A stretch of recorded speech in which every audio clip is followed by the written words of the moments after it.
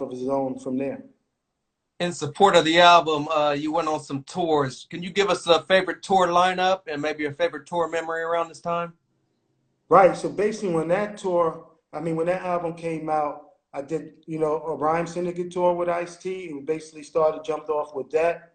Going over to Europe with Everlast, one of the other Rhyme Syndicate artists, Hijack, Nat the Cat, and Henry G and Evil E. And then once in America, we went out on the Public Enemy tour. The Bring the Noise tour was the first tour that I got to be on once I dropped that Notorious album.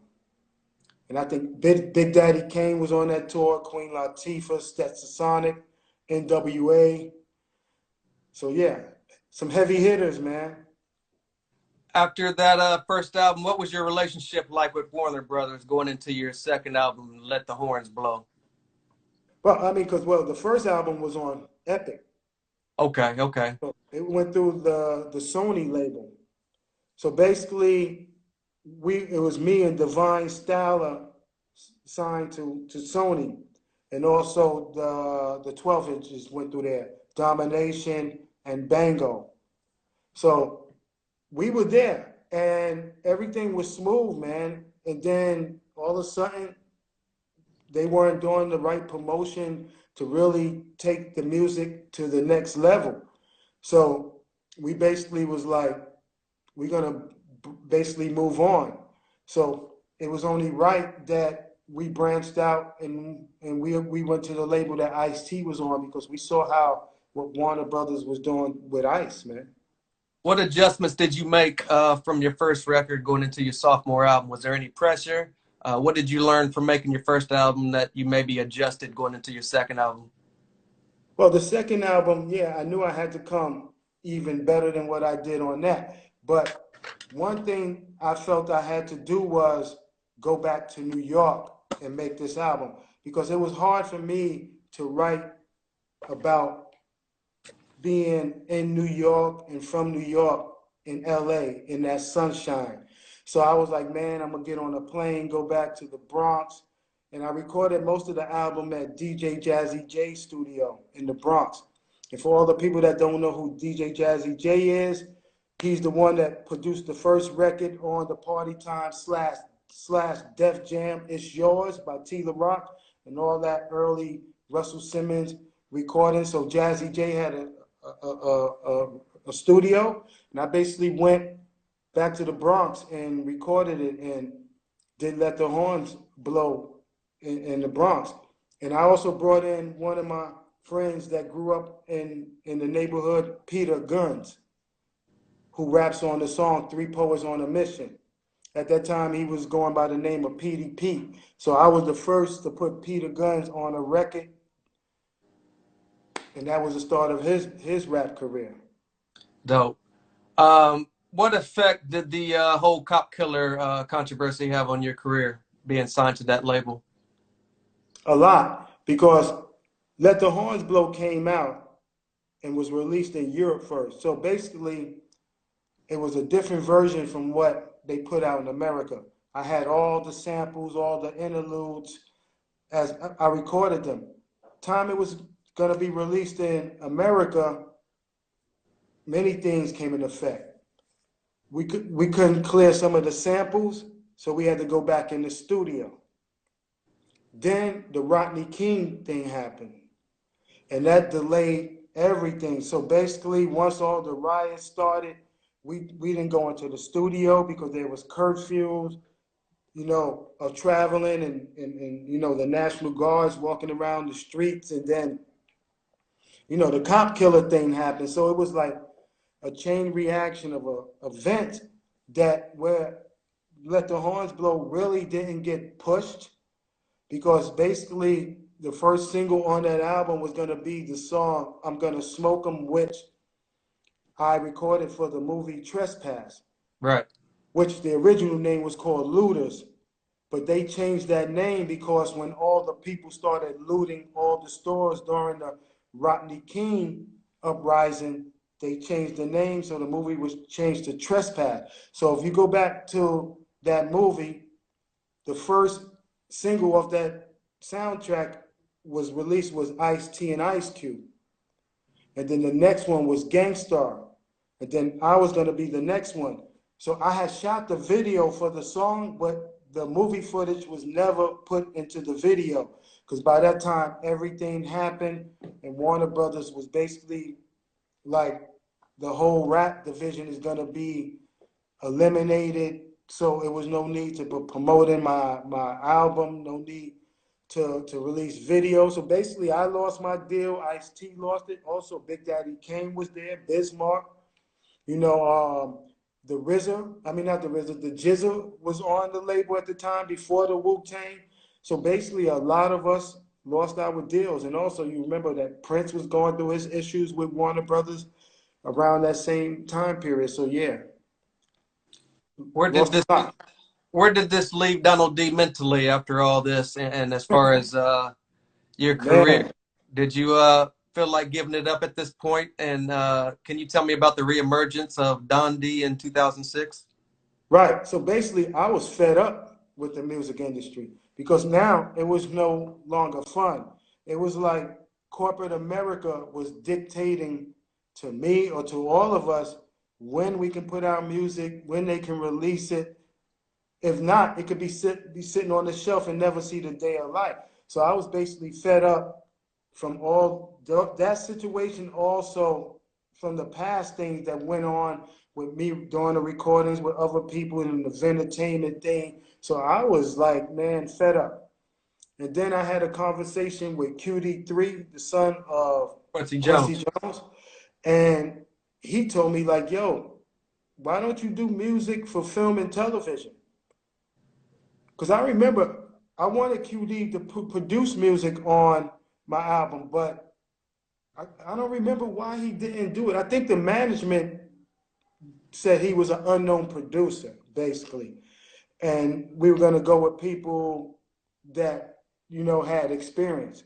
But QD3 was a cool brother, man. And so he had told me he did the theme music for Fresh Prince of Bel-Air. And he was like, man, the checks are good.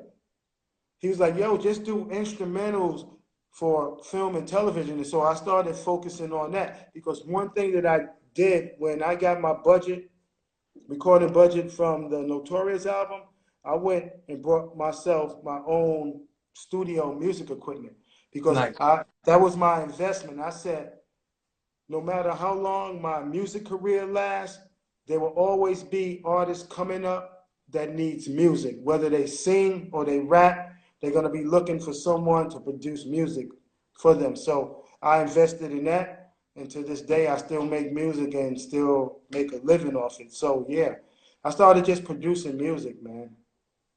Can you catch us up on what you've been up to lately and what you're currently working on? So, after all of that, I remember we weren't doing much, and I was just doing little things, running around with Ice-T, just having fun, basically, man. We weren't touring nowhere. I mean, we still had our Rhyme Syndicate clothing line, which was making noise over in Japan. So I remember Ice-T and I went to promote the brand over in Japan. So that kind of opened up that lane for me to start going more to Japan because we had toured Japan during my Notorious album.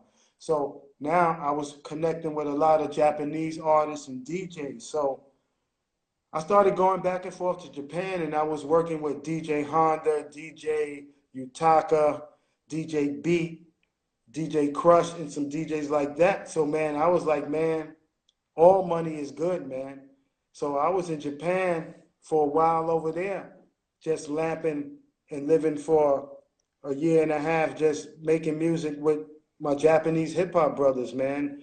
And I remember coming back, Ice-T had told me, yo, I got to go to New York to film 4 episodes of this TV show called Law and Order. And I said, all right, man, I'm going to go chill out in Italy and just visit. At the time, I was coming to visit my girlfriend for the holidays, Christmas and New Year's. So Ice was like, all right, bet. When we get back to LA, we'll see what kind of moves we can make musically. So basically, Ice-T never made it back to LA. As you see, he's still on Law and Order, and I Right. never went back to LA. So we never crossed paths again of doing the music, man, and our lives just took a whole different route, man. So, you know, I got out into Italy and started, collaborating with the Italians over here, man, because a lot of them had already knew my history. We toured here so many times as Rhyme Syndicate, and I started putting out music over here. Whether I was featured on their songs or I put out an EP called Don D, the Bronx, and just started, producing music for artists over here and collaborating with artists all over Europe, man. So yeah. Anything you got upcoming that we can look forward to? Yeah, so I was doing projects with my brother Dynamax, who was living over in France. We had started a group called the Bronx Syndicate. So we released music under that name, and we're gonna put out new music. I did a project with a friend of mine who's from Virginia, who lives in Switzerland, Donald D and Linnell Brown. We put out a mixture of hip hop and R&B. Kind of got that idea from what Jay-Z and R. Kelly had done with the best of both worlds. And I'm planning to put out some new music under the B-Boys, kind of do a remix version of some of our old stuff that's going to blow people's minds. And me and Brother B has recorded new music, and I'm doing some new Donald D stuff. Hopefully produce some music for my daughter. She's a K-pop fan. She done got me all into that K-pop. All I hear is BTS music, but I love it. She kind of keeps that music energy going of me knowing what's current. She's the one that's playing the Nicki Minaj, Cardi B, Tiger music. As a matter of fact, Tiger was the last concert I saw when he was here, February 24th. Was the last time any place was open before this pandemic hit. So yeah, just trying to stay busy, stay irrelevant. Want to do some collaborations with my brother Ice-T. Just go back and do some things, man. Projects with DJ Africa Islam. Also a reunion album with the Rhyme Syndicate will be something good, because I was in plans to do my notorious 30-year anniversary tour, but this pandemic kind of shut that down. So once it's safe that we can travel around the planet, I can, go back to that plan. It doesn't matter if it's 2021. Shoot, they're going to do the Olympics in 2021 once everything is safe, right? So it doesn't matter that it's not happening now. And just put out new music, man. I've just been in the studio every day, man. I've got some stuff on my mind that I want to put out about the situation that's going on in the world today. So yeah. Dope. I had several questions from fans, but it seemed like you just Right, answered. You answered all of them just in that last paragraph. With everybody wanted to know if you had any new music with Ice-T, Rhyme Syndicate. What's up with your former partner B? I think right, you answered all that. I just right, want to take this time to thank you for joining me and being right. such a huge influence in the hip hop culture and doing so much and staying relevant to this day. At this point, can you shout out your social media and where everybody can find you at? Everybody can find me, Donald D. Bronx, on Twitter, Instagram, and Facebook. The same name, you know, no dashes, no nothing, all one word. The same name that they see on this Instagram is what they can find on every social media. And I want to give a big shout out to all my brothers that's out there that's entertaining us during this pandemic, especially my brother D Nice. He was kind of like the first to start setting it off.